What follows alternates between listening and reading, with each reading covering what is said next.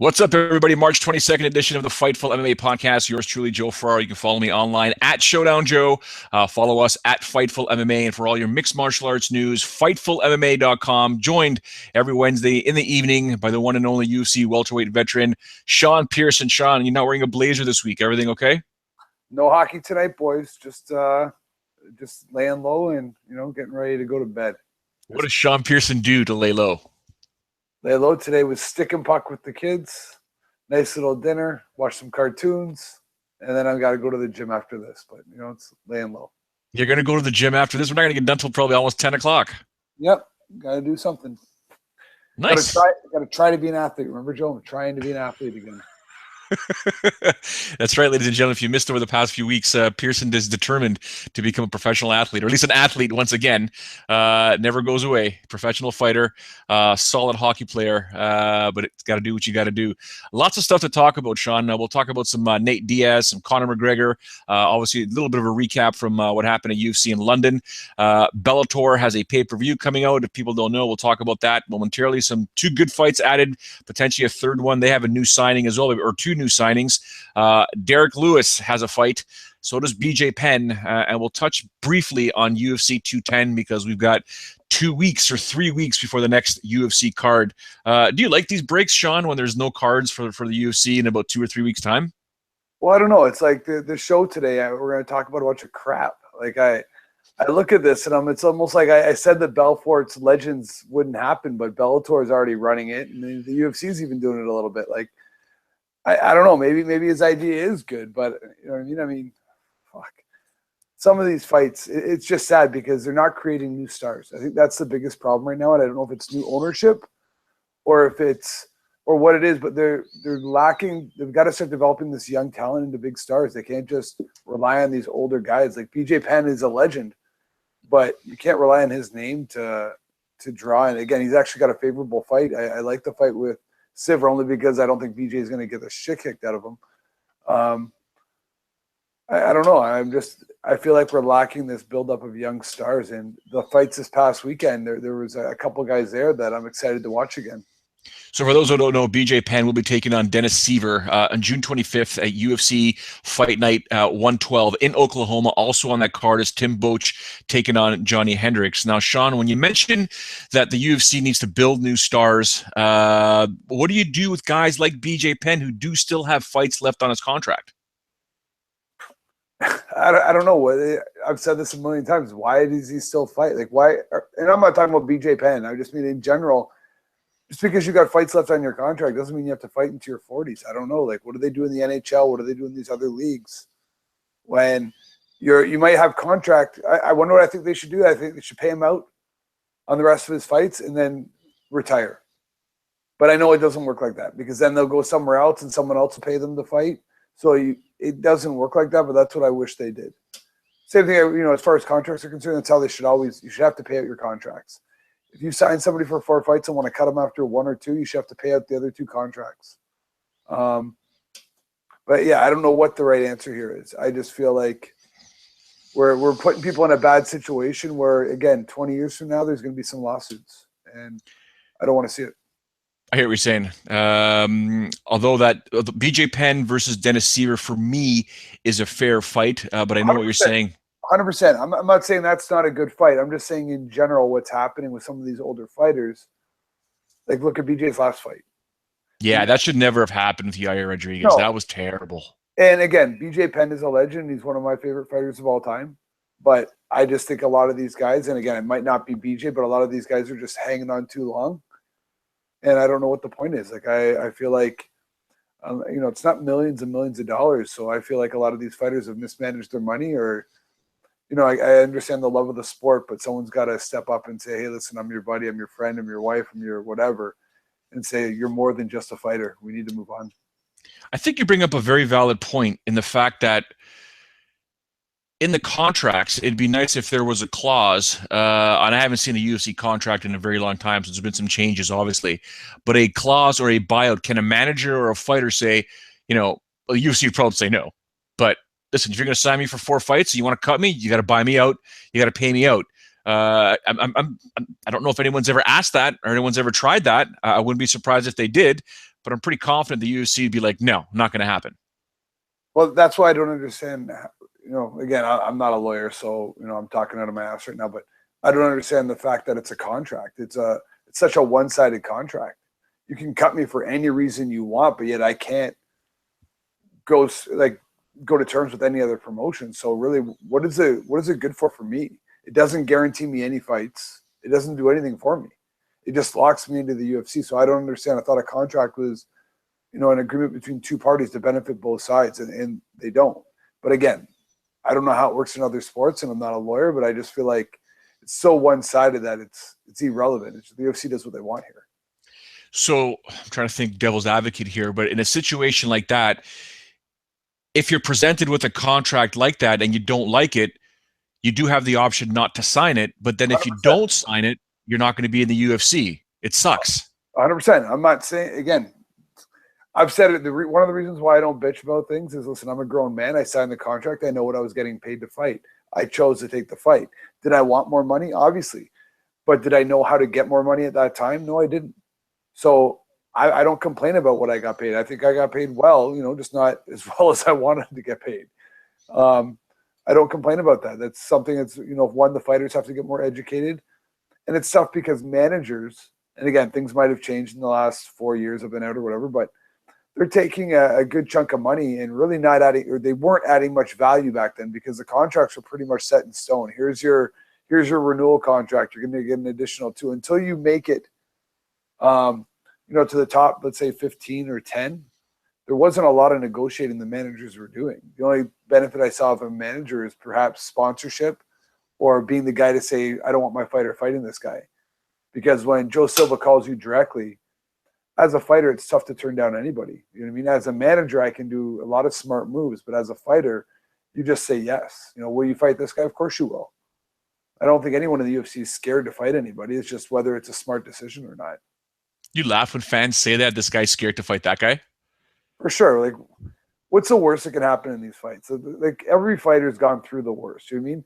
Scared is just an irrelevant term. Like, I don't think anyone is scared of fighting, or they wouldn't be in the sport. Now, are they scared to ruin their career chances? That could be, but not scared to fight. I don't think anyone's scared to fight. Scared to put a loss on their record because, it affects their overall income, for sure. But not as far as, what's going to happen in this outcome of this. It's a sporting competition. I'm assuming everybody in this sport is lost in something or another, right? That's why we're all here. That's how you get better. You lose. Then you improve upon it, and you start to win. So going back to BJ Penn for a moment, this fight with Siver, which I definitely believe is a much fairer fight. You mentioned he's not going to get the SHIT beat out of him. But Siver does pose a few problems. I think BJ can solve them, but it is a bit of a dangerous situation. How do you see that fight potentially panning out? This is a tough call for me too, because the BJ of old is who I'd want to see, but that's not the BJ we've seen in the last 8 fights. BJ is going to stand up with Siver. I think he's even going to win the stand-up, depending on how his reflexes are, because Seaver's not a fast puncher. Seaver's a little bit awkward's not the word I'm looking for, unorthodox, because he's got a bit of a karate background, I believe. At least that's how his striking looks. But I see BJ outboxing him. If it ever hit the ground, we know BJ's got a huge advantage there. Siver in my head is a little bit bigger, but again, I might be off because of the height. I'm not sure. I think BJ's got this fight. He'd be my betting favorite, but who knows?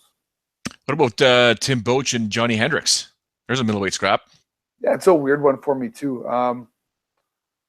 I think Hendricks should take it, but again, it's another guy where I'm not sure which Hendricks is going to show up. But if he sticks to a similar game plan he did last time, I think he takes it. I'd like to know the size of the two guys, because in my head, again, Boetsch is a bigger guy, but sorry, I'm petting my cat here, so I keep leaning over. Yeah, I would lean Hendricks to get that win, but I think it is a dangerous matchup because he's a big opponent.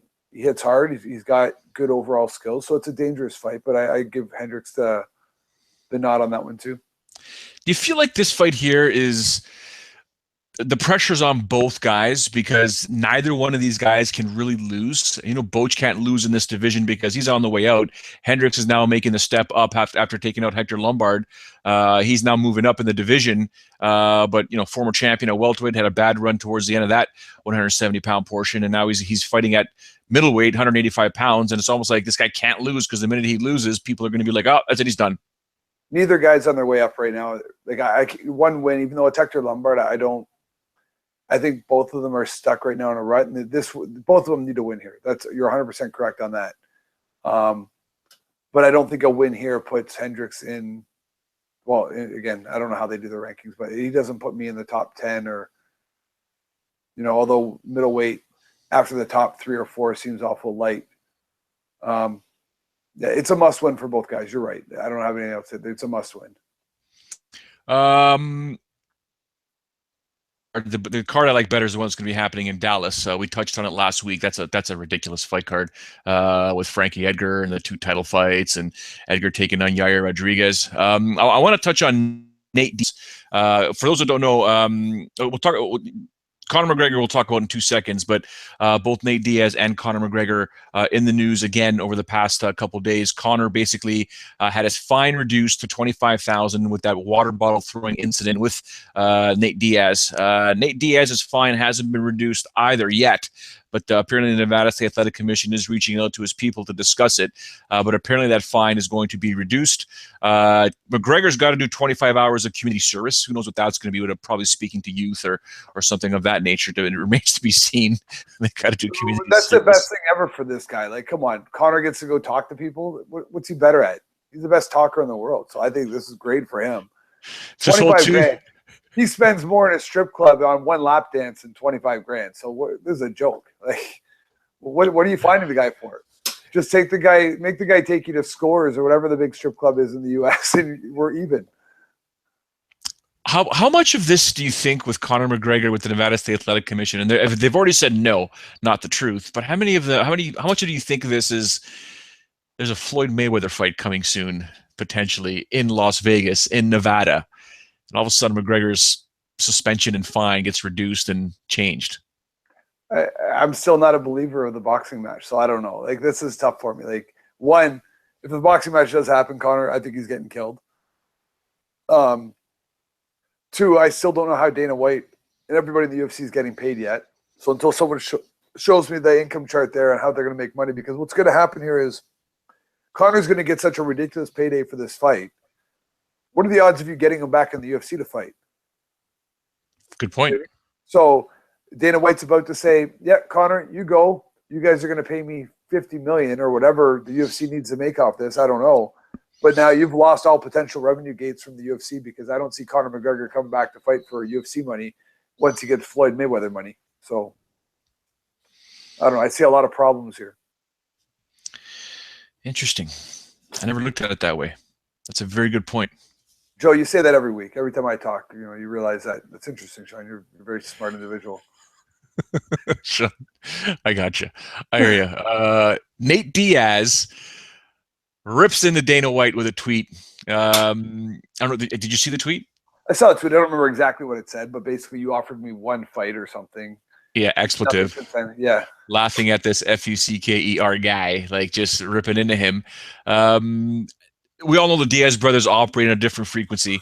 I don't know if that fight was Eddie Alvarez that was offered to him, but Nate Diaz likely probably holding out for Conor McGregor, or I like that Tony Ferguson fight. I'd love to see Nate Diaz take on Tony Ferguson. You like it or you don't like it? Well, not if I'm Nate Diaz, because Tony Ferguson's going to beat the crap out of him. And then on top of that, and again, no one beats the crap out of Nate Diaz, but Ferguson's going to beat him. Like, I don't think that's a question there. And then once he loses to Ferguson, do you think that potential rubber match is ever going to happen with Conor McGregor? I don't. I think as soon as Diaz loses a little bit more steam, and again, you got to remember, Diaz wasn't tearing up the division before the Conor fight. So what happens when he loses another fight or two? Do you think McGregor's like, oh, yeah, let's have this fight now? Because, again, it's a one-sided – the payday's all because of McGregor. So I think Diaz is trying to wait that out, and that's smart. We got paid huge money for that first fight, obviously, with the was it guaranteed $1 million or $2 million or something like that, and then plus pay-per-view, you probably walked away with about $4 to $5 million. So if you're smart, invested it. Second fight. What was the second fight then? Because that had to be bigger than the first. No? I think that was the big one. I think that was the fight that made the most money, the second one. So you think that's it, eh? You think Diaz is going to hold out strictly for McGregor? I mean, that's been the talk for the longest time. I'd like to see him fight again. I'd rather see him not hold out. Even his brother Nick, who apparently isn't going to be coming back unless he gets some sort of title fight. He hasn't competed in forever, but he's holding out for a potential title fight. Well, Frank, we got other guys fighting for titles that don't deserve them. So, like, what's the difference? Yeah. Well, it's funny because Nick Diaz talks about selling wolf tickets this, wolf tickets that. But, if he was to get a title shot, damn right I'm going to watch because anything Nick Diaz does or Nate Diaz does, I absolutely love. It's great headlines. But it's a money fight. And some money fights are, basically wolf tickets. You're selling wolf tickets. So there's a bit of a dichotomy and sort of a weird scenario about this. I mean, if you heard tomorrow that Tyron Woodley is fighting Nick Diaz in a title fight to be headlined wherever, what would you think? I'll definitely watch it. I'm a Nick Diaz and Nate Diaz fan as well. I think both of them know how to market themselves, again, in their niche way, but they do a good job of it. I like their authenticity as well. Like, I know that they're the guys that, they'll talk shit, but they're the same guys that, if you're at weigh-ins and your crew's messing with their crew, they'll go off. So I think that whole mystique is it's them. It's authentic. So I'm always interested in watching them fight. But again, I don't care if Nate Diaz or Nick Diaz are fighting for a title or not. Whether he's fighting Tony Ferguson or, I'd rather see Nick versus GSP. You know what I mean? I don't think he deserves that fight either. Don't get me wrong. But whatever fight's going to make these guys money, it's any fight with Nick Diaz is a big money fight right now. It's not a Conor McGregor. It's not a red panty fight, but maybe it's a black panty fight, or maybe it's just a nice bathing suit with a thong in the back fight. I don't know, but it's a fight. What are your thoughts then on it was, you mentioned the Belfort thing, right? The Legends League and Bellator. You were the one that mentioned it last week, that it's basically Bellator. Now Bellator's had some really good ratings on television, bringing back these legends to fight, the Ken Shamrocks and the Hoist Gracies, and when Kimbo Slice was around. These are the fights that would garner massive ratings on Spike TV. But now they're going to the pay-per-view market. They're going with, they had Chael Sonnen versus Tito Ortiz, but now they're going pay-per-view, headlined by Chael Sonnen and Vanderlei Silva, co-headlined by Fedor Emelianenko and Matt Mitrione, with a potential option of Phil Davis, the light heavyweight champion in Bellator, defending his title against newest signee Ryan Bader. There's a lot of questions, in my opinion, around this Bellator pay-per-view. First of all, people are wondering, yeah, we'll watch you on TV, but I don't know if I want to pay money to watch Bellator fighters. And the mystique is Chael Sonnen, Vanderlei Silva, a lot of heat there, waiting a long time for that. Obviously, it's Fedor. But it is a pay-per-view, so you got to spend money to watch these fights. I don't know. The only thing that interests me at Bellator right now is the welterweight division. Roy McDonald, Larkin just signed. Cementek.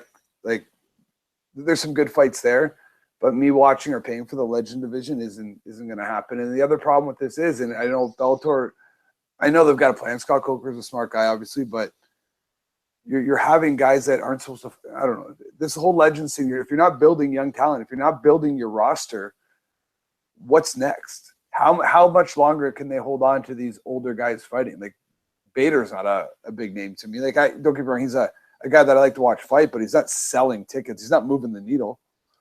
Phil Davis isn't moving the needle. Fedor is going to move the needle for a little bit. But how many fights can he do? And if he goes out and loses his next one, that needle's stopped. I don't know. I just think it's a bad business plan. It's working right now, but for the long run, I don't know how it's going to work. The thing with Bellator and what you mentioned there is there's always going to be legends or older guys that are going to leave the UFC and need somewhere to go. And it seems like Bellator will be more than happy to scoop them up. But here's the problem. Are they legends anymore? Because that's my concern here. I don't feel like young talent is being developed into the superstars that they need. Because some of the guys that are leaving right now, again, Larkin is a potential. Like, he's an exciting guy. I don't know how old Larkin is. I don't think he's older, but he's probably in his low 30s. Am I right there? Or, yep. Very talented individual, and I think his run at welterweight he's dangerous. Rory McDonald's a young stud. I don't know how old Paul Daly is, but he's a stud. But I think he might be mid to low 30s. I don't know. But some of the guys leaving the UFC right now, I don't consider them legends. I consider them good fighters. Like, Bader's a good or a great fighter, but again, I don't know. So once you get past it, like, think about it. We started watching the UFC. It was Ken Shamrock and a lot of these guys. They shouldn't be fighting anymore. And even when Bellator was putting up, like, Kimbo again, like that fight there, and who's that Dada, whatever, you know what I mean? Like, people that watch those fights were watching it for the spectacle. So again, if you're going to do that, we could just go back to, two drunks fighting in the ring, and I'm sure we'll get some fans watching that too, especially if they're women in bikinis. We'll go to WWE styles. What do they call their ring or their women's division? The WWF Divas.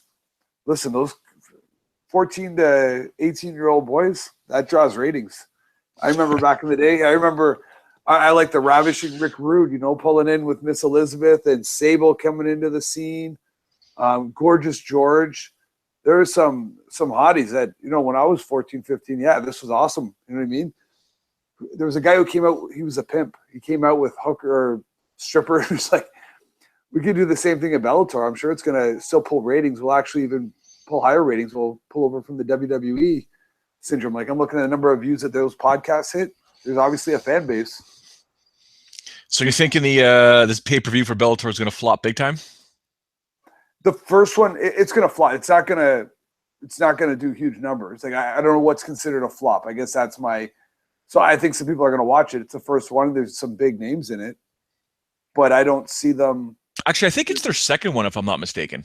Is it? Well, that shows to tell you how memorable their first one was. I think I would rather see them build these things off of the Rory McDonalds and the Larkins and the Semtex, like real fights that mean something. And put some money behind these guys. Like, put some marketing behind them. That's what I'm lacking right now. I see what you're doing is you've taken guys that have already had marketing behind them. They already have big names and personas and images, and they're just going on that rather than let's build up our own superstars. Because the truth of the matter is, I think Dana White or Scott, anybody can build the superstar. If you put money behind somebody, and again, you can't make them win, but you can put them in favorable lights and make them look great. Like, Bellator has that one guy at 170. He's a highlight reel. Again, I don't know if he's ready for like a Larkin or a like Michael Venom Page. That's it, Venom. He's a highlight reel. You know what I mean? Put some more marketing behind that guy. He's got some YouTube videos out there, and I know they've got some marketing behind him. I'm not saying they don't, but that's a potential superstar for them. Like, you got to keep giving this guy guys that are good matchups. And then maybe in 3 or 4 more fights, you've got yourself, guy going after Rory or these other guys. Now you've got a real battle. Makes sense. But in terms of Chael Sonnen and Vanderlei Silva, it's a fight that we've all sort of wanted to see. It's lost a bit of luster. Like 10 years ago. Like, I don't care to see Chael in the ring again. Vanderlei Silva's another guy. Like, after those terrible videos that guy made, I don't even want to hear that guy talk. So I'd rather see him fight than talk. So just don't let him win, Chael, because I don't want to see this guy talk on the microphone. Like, it was terrible. Remember those videos that go dark and then the lights would flash? The UFC, you've done this to me, rah, rah, rah, rah. And I'm like, fuck. Those are terrible. Like, that just killed this whole image for me. He's crying about being cut from the UFC or being held. And I'm like, fuck off. Bad for his image. The axe murderers, now doing promo cuts to try and get out of his contract. It was terrible. I asked Elias this yesterday, though, if there's any concern. I mean, but you're putting Vanderlei Silva on a card to headline the card. Let's not kid ourselves. The guy's a natural-born fighter, but he was supposed to fight in Japan, never ended up fighting. Supposed to fight Crow Cop, didn't end up competing. Every time he seems that we think Vanderlei is going to fight, it doesn't seem to happen. And now you've got him headlining a pay-per-view event. That's got me a little worried. I'm not saying Vanderlei's not going to show up. He's not going to fight. He'd love to fight Chael Sonnen, but that was supposed to happen a while ago. He got injured. He continues to get injured. And Chael Sonnen, he'll sell this thing. But I feel like I'm a little concerned for this pay-per-view. I'm really concerned. Chael's not going to sell anything anymore. He's not as relevant right now. Again, he's a great talker, but he's still got to get TV time to talk. He'll get it. I think he'll get it on ESPN. I think he'll get it down there in Spike. I think he'll get some in the States. I believe he'll get it. Some way, somehow, Chael finds a way to get out there. So he's got to sell this fight. And at the same time, it was easier to sell before because there was relevancy, especially after that fight with Anderson Silva that he should have won. So at that point, he could talk his way into any fight because we all watched him say, "Oh, you should have won that fight. You almost beat the unbeatable. You know what I mean, the GOAT." Now both guys are off steroids. Like, I don't know, are they going to make it to their fight? Wanderlei and the rest of the Brazilian team went from, you know, everybody being 24 to the real age of 56. So that's it. I don't know. Is he going to make it or not? Like, I just feel like I don't care enough. I guess that's the problem. And again, this is me not saying I don't care about fights. I just don't care about these older guys. I just feel rude saying that because they're all legends in our sport, but there's no relevancy in this fight for me. You know, you feel the same way about the Fedor Mitrione fight? Yep. Like, you're done. You're done with Fedor. I've been done with Fedor for a long time, but if he's going to fight, I'm going to watch. But I'd rather he doesn't fight. I'm going to watch it on the internet. Like, you know what I mean? If someone tells me it's you know, the greatest fight of all time, but getting me to buy that pay-per-view and watch it live is going to be a tough call. Once again, it's Saturday night, and I might be having red panty night, so I don't know how. You know what I mean? Like, you're going to get me to go buy a Bellator pay-per-view, and you know, I don't know. I don't see it. Do you think Bader versus Davis, the rematch, will be added to this card as well? I think it should, because if you want to promote your champion, there's an opportunity you can do it right there. I think they could, but now you've got him as the third fight of the night, or the third last fight of the night. That's your champion. Yeah. So at one side of it, if you're the champion, you're a little disrespected there, especially for having four guys that are twice your age fighting on the card. I get it because you want views, but at the same time, unless he's getting a pay-per-view cut or a nice big fat paycheck out of that, I'd rather be the main event on another card. Quick score update, ladies and gentlemen. For those that have been watching this podcast since day one with Sean Pierson and I, we are huge Toronto Maple Leaf fans. Nazem Kadri just potted the fourth goal for the Maple Leafs in Columbus. Maple Leafs lead 4-2.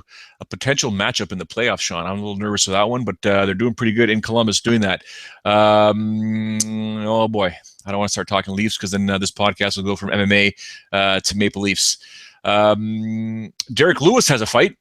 And it's Mark Hunt, and they're going to be headlining UFC Fight Night. Was it 110, June 11th in New Zealand. So Derek Lewis is going to have to travel all the way halfway around the world to basically, you know, Mark Hunt's backyard. I like this fight. I don't think Hunt's really going to care, but then again, Hunt's competing it pretty much at home. He may like this fight. And Derek Lewis is a bad man, despite what he said after the fight with Travis Brown and Ronda Rousey. You know, I wasn't impressed with that. A lot of people were not impressed with that. He's got a big fight coming up.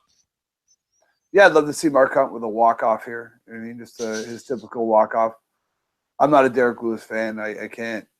I mean, I know he's a dangerous fighter, but you know, we're not setting MMA in the right light. So I'd love to see Mark Hunt, and Mark Hunt is setting MMA in the right light. I like a lot of the things that Mark Hunt's been doing. So yeah, a walk off for Mark Hunt, but he's got to go off into the sunset soon as well. Though, again, he's one of those guys who's been through it. He's been hit a lot. He hits a lot, and again, he seems like he's with it. And I just hate to see anything go wrong for him because he seems like a really genuine, great guy. You think if he wins, he retires? I don't know with these guys. You know what I mean? I just don't know because that's a lifelong fighter because his UFC career hasn't been that long, but before that, like he's been fighting for his whole life. So K1, Pride, he had epic battles over there, man. Yeah. So again, I'd love to see him walk off into the sunset, but I don't know if it's going to happen. Interesting. Did you get a chance to watch any of the London event that happened over the past weekend? Yep. Jimmy Manuwa, as you and I discussed last week, and pretty much everyone on the Fightful MMA podcast discussed, Jimmy Manuwa, if he decides to hurt somebody, if he decides he wants to fight, if he takes it seriously and isn't afraid, he's going to hurt someone, and he hurt Corey Anderson.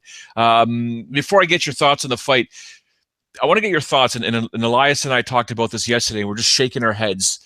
Does it drive you nuts when commentators say one punch knockout when it was like the 19th punch of the fight?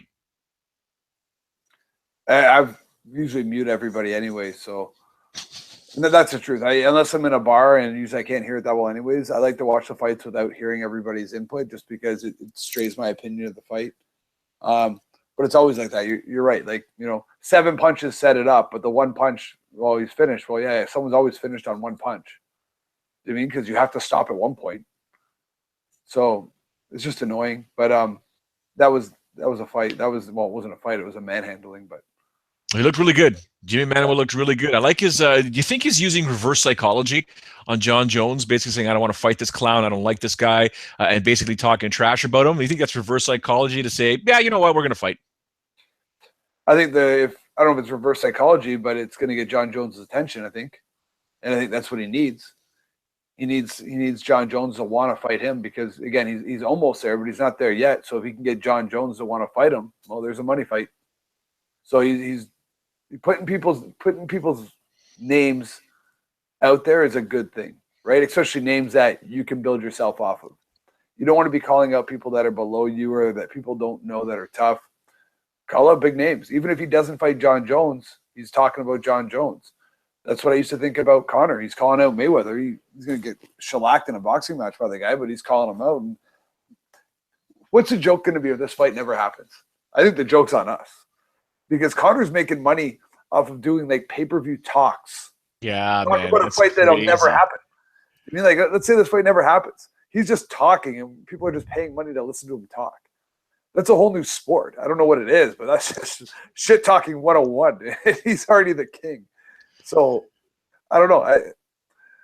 I think, yeah, people are doing the right things now. It's just not enough people are doing it. But man, I've done so many guest appearances on various podcasts and talked way back when and talked about how this fight's never going to happen. The UFC will never ever make it happen. And then managing editor for Fightful.com, Sean Ross Sapp, basically said, "Hey, go read this, take a look at this, and let me know your thoughts." And it was an article that I read when it was first announced that Conor McGregor did get his boxing license in the state of California, which technically puts him under the Muhammad Ali Act. And that was an eyebrow raiser. I was like, ooh, wait a second here. The UFC would have to really fight this one in court. And then I said, wait a second, if they're not going to fight it, what's the pros and cons? The pros, obviously, how can they make money off this fight? And no more than a week later was when Dana White announced that, hey, Floyd Mayweather, we'll give you $25 million and we'll give Conor $25 million. And I'm like, if you're willing to give up $25 million to two fighters, even if you're calling their bluff, that you guys know that this fight is going to make is huge. And then Dana goes on Conan and says, yep, this fight's going to happen. Now, recently he said no guarantees, but then he's like, yep, this fight's going to happen, but there's a bunch of, egos involved and two fighters and their camps. And, we find out from Frank Trigg last week that, if it's going to be Mayweather that's going to call the shots, it's going to be at the MGM Grand because that's where it is. And the UFC will probably want it in T-Mobile Arena. So there's so many things that need to be ironed out here. Let's make that 5-2, Sean Pierson. Nikita Zaitsev making it 5-2 for the Leafs. Sorry, ladies and gentlemen. You're saying that the joke could be on us. I think this fight is just getting closer and closer to happening, man. It's just one of those situations where it's like I kept saying, nope, no chance, no chance, no chance. And the more I notice is these pegs are falling into this little pattern here. You know what I'm saying? No, and sometimes I feel the same way. Sometimes I feel like there's going to be egg on my face, but I don't mind there being egg on my face for me saying this isn't going to happen because it's a fight that I want to see. I just don't want to build myself up to this and start talking about it. And then, then I'll have egg on my face because it doesn't happen. It's just one of those things where I agree with you. There's so many pegs that have to still line up for this fight to happen that, you just tell me how the UFC is getting paid on this. If the UFC is putting this fight on, it's happening. I just don't see Mayweather's ego letting that happen. So that's where I'm confused. I just need to know, how is the UFC making their payday? And what is their exit strategy? Because you know that Conor's not coming back. There's no way the UFC can afford to pay Conor that much money for a boxing match and then say, oh, why don't you come back and defend your belt against Jose Aldo? Oh, and by the way, that fight's going to draw this number, so this is what your paycheck is. I think that's a hard call unless, again, Conor gets his wish and gets equity in the company like he'd asked for. He won't get equity in the company. Completely doubt that's ever going to happen. No so chance. Do I. But how else do you pay Conor McGregor what he wants to get after a Mayweather fight? Yeah, good luck with that. No, you make an extremely valid point. Good luck with that. Also on that London card, the co-main event, Gunnar Nelson taking on Alan Jouban. That one was just, I mean, Gunnar Nelson was absolutely fantastic. I'm pleasantly surprised, I guess you could say, that, you know, he had Joban basically out on his feet and could have knocked him out, but instead he went in for, you know, BJJ 101. He went in for a submission finish. I mean, your thoughts on that fight? I think Gunnar looked really good. Showed Allen's got a lot to work on. Big, strong dude, but he just skill-wise, I thought he was outclassed a little bit. Gunnar showed what Gunnar is. He's a ruthless killer, and he's very calm and collective, which is what his persona has been all along. I still think he's got a little way to go, because this reminds me, his image reminds me of George a little bit. George was not loved right away in the UFC, although no one will remember that. Sorry, I'm very itchy. I got cat hair all over me. Like, George, to be the nice guy takes a while to get over, right? So George took a while, and then everybody became, I'm in love with George. You know, what an image, the, you know, perfect gentleman, blah, blah, blah, blah, blah, blah. And Gunnar's image is similar, where it's just like that stone cold face killer, where he doesn't talk a lot, he doesn't do a lot, and he's got that dry sense of humor. But if he keeps winning, it'll go over on people. Like, he's a likable guy, but it's going to take longer to go over because he's not outspoken like a Conor McGregor or like a Chael was. Like, it's easy. I've told everybody it's easy to become the bad guy really quick. I mean, you can go out and talk a lot of shit. You get noticed. People, every reporter wants mic time with you because you're out there. You know, you're a soundbite. These other guys, it just takes longer, and you got to keep winning to get that image going. So he's got a lot of potential there, and I like how he's just taking it slow. But he had a couple road bumps, and he showed that, you know, he's an athlete. He hit a road bump, and he's fixed it. You know what I mean? He's like, okay, I get it. I got some holes in my game. Let me try and fix these holes. It just goes back to the train wreck theory, right? People would rather see a train wreck than just see cars driving on a highway, right? They want to see damage. They want to see craziness. They want people to talk trash. And you're right. You know, if you're, I remember Chael Sonnen, man. Chael Sonnen in that post-fight press conference. I don't know if it was when he beat Yushin Okami. It just, a switch went off. An absolute switch went off in Chael Sonnen, and I think I was the one who asked the question, or Kevin Iole was next. I'm trying to remember who asked the question, but come on, Joe, you didn't ask any questions. Look at my clothes. Look at this. What am I looking at? Look at that. Okay, you can go on.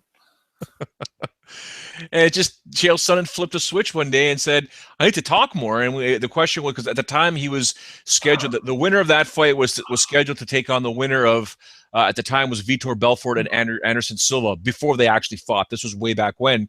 And the question was asked, you know, who do you think is going to win the fight, or who do you want to fight? You know, the obvious answer is you want to fight the champion. And he basically said, I want the easy fight. I want Anderson Silva. And that's when people started realizing, what the heck's going on with Chael Sonnen here? And ever since that point there, people always want to put a mic in his face, because you know he's going to absolutely go crazy with awesome sound bites.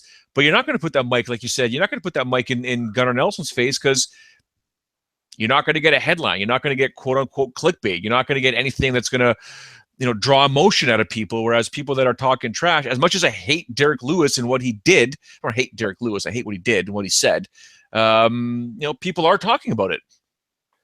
Yeah, and the truth is, people have already forgot about it.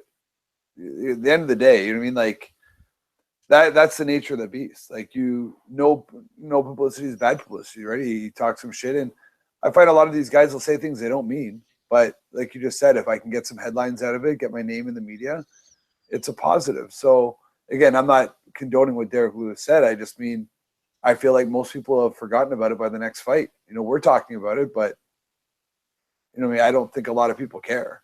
At the end of the day, you're watching fights. You know what I mean? That people don't necessarily need to like the fighter to appreciate the fighter, I guess is what I'm talking about. And if you don't like the fighter, you'll want to see him, because how many people used to hate Conor McGregor? Hate him. This guy's too cocky. What an arrogant asshole. That's funny. You're tuning in to see him lose. He's just not losing. So eventually what happens is he keeps winning. And people start saying it's not being arrogant. He's just telling it how it is. I mean, that confidence he has is well-deserved. And all of a sudden, I feel like a lot of the haters became fans. You know, they love him now. Well, it's the same with the Brock Lesnar theory. You either loved Brock Lesnar, or you hated Brock Lesnar, you want to see him lose, or you want to see him destroy human beings. 100%. I was of the first group. I wasn't a big fan. Well, he was coming and taking pay-per-view slots. He was making massive money and stuff like that. UFC 210 going down in Buffalo. It kind of makes us all... Time out. Wonder who you forgot about on that card? Who's that guy with the young kid? Arnold Allen? Redhead. Guy had some red hair. He's going on with Paul Felder on Twitter right now. Oh, who's that? He did the switch kick in the head. Little like, I don't want to call it Taekwondo, but he... Was it Marquise? Yeah, I think that was him. He had an exciting little fight. It was like 145, I think. Or maybe it might have been 55. But Paul Felder and him are talking shit back and forth on Twitter right now. I think you're right. Yeah. He won by a knockout punch? 30 seconds? Yep. Came back and overhand right, bam, sat the guy down. Oh, interesting. It was an exciting fight. The kid was doing a lot of spinning kicks, a lot of spin stuff. So the guy who was fighting decided, again, I apologize for not knowing everybody's names here. I was just watching the fight, and I watched the replay a bunch of times. But he's doing the spinning kicks, and the guy's like, okay, I got to counter this guy by getting close to him. Well, he faked going around. The guy rushed in, overhand right, dropped him. See ya. Great little fight. And then Paul Felder and him are talking shit to each other. And again, Paul Felder's another guy that I'll watch fight anytime. He's got like that whole Cerrone type style that. Yeah, he brings it, man. So I think that guy's biting off a little more than he can chew right now, but who knows? Like, both guys have talent, so it'll be interesting. Well, the opening bout of the broadcast, the main card, Makwan Amirkhani and Arnold Allen, was the one that I was kind of the most surprised about. That not surprised. It was a fantastic fight because most people were giving it all to Amirkhani, and Arnold Allen, who most people don't know about, trains at TriStar, was getting no love from the people, from his own people in England, and was like, I'm just keep going to Canada. Keep training in Montreal, and just come out and fighting and just go back to Canada and train. This kid at 145 pounds made some noise because, Makwan Amirkhani was the one guy, or one of the guys people were saying is going to be in the top 5 at 145. He got stopped hard, man. He got stopped hard. I'm also surprised that we were talking, or many of us were talking last week about Joe Duffy and Reza Madadi, and people are like, this thing's not going to go more than a round and a half, 2 rounds. Joe Duffy's going to destroy him. And I'm like, that doesn't always happen in fights. And this thing went the full distance. He bloodied up Madadi big time, but a little surprised Joe Duffy wasn't able to finish him. But this card here, although it didn't have name value, had some pretty damn good fights. No, I like the card, but the Arnold Allen fight, wasn't that the one that went to decision? It was a split decision. It was the opening bout of the broadcast, the main card. Okay, gotcha. Okay, I remember that one. So the fight that I was thinking of was Mark Diakasi. Yep, that's the one. Yep. Yeah, that was that guy there. I thought he was an exciting little fighter. Like, it was pretty solid. I don't know if that was 155 or 145, but that was an interesting. Again, 30 seconds of a fight, but I liked watching the 30 seconds. I watched it like 6 or 7 times. Oh, 30 seconds. You can do that, right? I know. Absolutely. We'll touch on 210 real quick. We're going to wrap up the show in about 2 minutes. Are you excited for this? Obviously, the light heavyweight championship fight between Daniel Cormier and Anthony Rumble Johnson. Yeah, that's a really interesting. Well, it's not that it's an interesting fight. It's a dangerous fight. Like, anytime Rumble fights, it's one of those fights where it could be over the first minute, second minute, first 10 seconds. He can knock anybody in that weight class out, and it scares the shit out of me that I could have fought him at 170. Well, I would have been 170. He would have been 175 at weigh-ins, but just that's a scary thought. And then I remember Koscheck took it to him. Koscheck, I remember, out-wrestled him and beat him. But he's a dangerous guy. And that was the card when you and Matt Riddle fought, wasn't it? No. Different card? Different card, because I remember watching it on TV. So that's why I know it was a different card. But yeah, I remember watching that going, holy fuck, this guy's huge. And Cormier, I just think he's one of the guys in MMA that I think is a solid role model. Again, and he might not be, but his image is. Like, the way he talks and the way he goes about it, I like to see this guy win. And I've said it before. I like the fact that he doesn't look like a bodybuilder. You know what I mean? He uses the tools he has, and he uses them to his advantage. He's got the thick barrel belly, and you know what I mean? Like, he's out there, and he's like, I don't care what I look like. I'm a tough motherfucker. I'm going to come out and fight. So it's an interesting one for me. For those fans that sometimes tune in and they see the Daniel Cormiers and or I don't know, the Fedors and or the guys that they call dad bods, they say, well, these guys don't train for fights. They don't train for fights. That's not the case, in my opinion. But why is that? Why do you think these guys? George told me it was genetics. George St. Pierre said, look, man, some guys have great genetics. Some guys don't have genetics. Doesn't matter what you do. I mean, unless you dedicate your life strictly to weightlifting and fitness modeling and powerlifting, you're not going to get that ripped body unless you have good genetics. I mean, your thoughts? It's all genetics. Now, anybody can do it. Do you mean, again, you're not going to look like maybe George, but if you focus enough on diet and like a bodybuilder, then you'll get the look you want, or you'll get close to the look you want. But that means you're taking a lot of that dedication and time, and I want to call it stress, onto diet and how you look rather than how you perform. Because looking the right part doesn't mean you're going to perform the right part. I didn't sound too. I don't know, the way I said that sounded terrible. Makes sense. No, makes sense. Like, do I want to focus on looking good for everybody? One part of me says yes, but I'm going to tell you what, I don't care how jacked you are. When your hand's not raised at the end of the fight, you don't look that good. You know what I mean? Like, if my hand's not raised and the guy with the dad bod's hand is raised, he looks better than I do.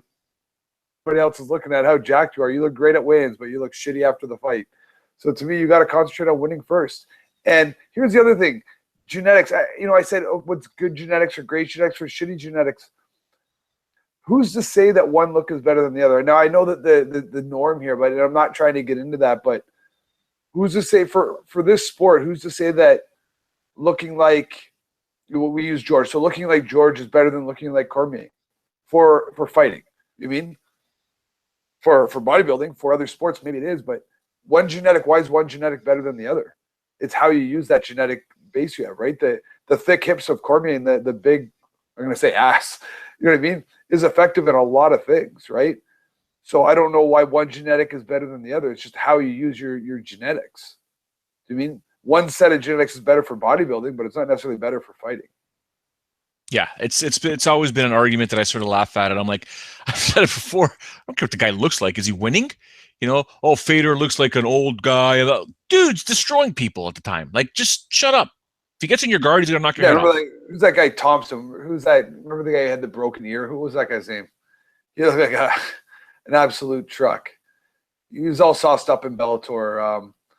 English guy. I thought his name was Thompson. He had an ear that almost came off. Oh yeah, James Thompson. James Thompson, how jacked that guy was, and it's irrelevant. You've seen bodybuilders in there. It's got nothing to do with fighting.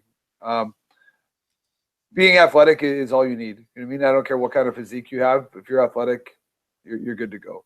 Well, you're going to be an athlete in about 30 seconds because we're going to let you go get to the gym. Leafs did win, Sean, 5-2, more points. They may have jumped ahead of Boston. What's that? How many points did Matthews get? Any? I think he got one earlier. I'm not too sure. I'll have to double check that. But we're getting closer to playoffs, my friend. Before we let you go, what's going on with you over the next 6 or 7 days before we see you again? My kid's in the finals for the York Simcoe playoffs, so it's hockey. That's it, buddy. That's what my life's come down to. I live through my kids. It's the good and the bad, right? It's one of those things you complain about every day. Oh, I got hockey, but